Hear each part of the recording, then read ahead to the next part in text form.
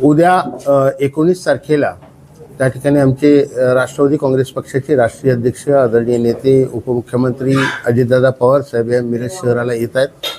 त्यांचा दौऱ्याचा कार्यक्रम आलेला आहे की काही मिरज शहरातले काही प्रमुख उपमहापौरांसह महापौरासह काही नगरसेवक आमच्या पक्षात प्रवेश करत आहेत आणि त्यांचा पक्षप्रवेश त्यांच्या हस्ते आणि कार्यकर्त्यांचा मेळावा अशा कार्यक्रमासाठी नामदार अजितदादा उद्या मिरज शहरात येत आहेत.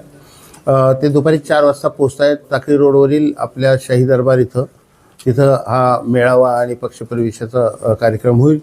त्यानंतर नवीन पक्षप्रवेश करणाऱ्यांच्यापैकी माजी महापौर किशोर जामदार यांच्या घरी सदिच्छा भेट, त्यानंतर माजी महापौर मेहदीन बागवान यांच्या घरी सदिच्छा भेट, तिथंच आमचे माजी नगरसेवक जे पूर्वीपासूनच आता राष्ट्रवादीमध्ये काम करत आहेत ते जमीलभाई बागवान यांच्या घरी चहापाणी किंवा सदिच्छा भेट असा कार्यक्रम आहे. आणि हे भेटीचे कार्यक्रम आटपून पुन्हा अजितदादा हे बारामतीला रवाना होणार आहेत.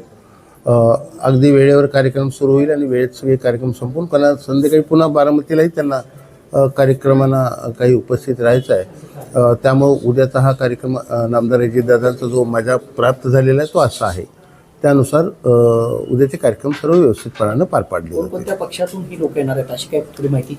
आता खरं तर ते उद्याच बोललेलं बरं असेल, कारण काँग्रेसमधले काही आहेत, काही तुतारीमधले म्हणजे जुन्या राष्ट्रवादीतले काही जण आमच्या महायुतीतल्याच घटक पक्षातले असतील, असं म्हणजे असं काही नाही आहे. त्यामुळं सगळ्याच पक्षातल्या लोकांचं आकर्षण आमच्याकडे आहे. त्यानुसार सगळ्याच पक्षाचे प्रतिनिधी आपल्याला दिसून येतात. निवडणुकांच्या पार्श्वभूमीवर आता काय तो प्रस्ताव वगैरे देण्याची जबाबदारी आमच्या शहर जिल्हाध्यक्षांना आपण दिली होती. त्यानुसार त्यांनी पूर्वी 30 जागाची मागणी केली होती. परंतु आता आमचं बळ पाहता, आमच्याकडे येणारे लोक, आमच्याकडे उपलब्ध असणारे सक्षम उमेदवार, निवडून येण्याच्या क्षमतेचे उमेदवार पाहता आता त्यात कदाचित वाढ होण्याची शक्यता आहे. आणि त्यानुसार मग त्यांच्याशी जर बोलायचं झालं तर ते बोलतील महायुतीत.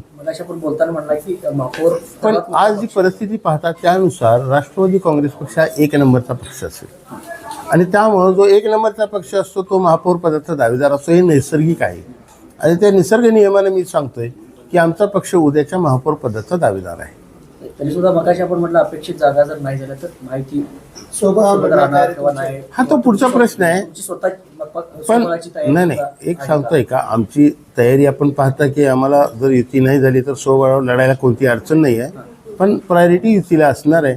युतीत जर न्याय मिळाला नाही, व्यवस्थित समाधान नाही झालं तर मग मात्र सोबळावर लढावं लागेल.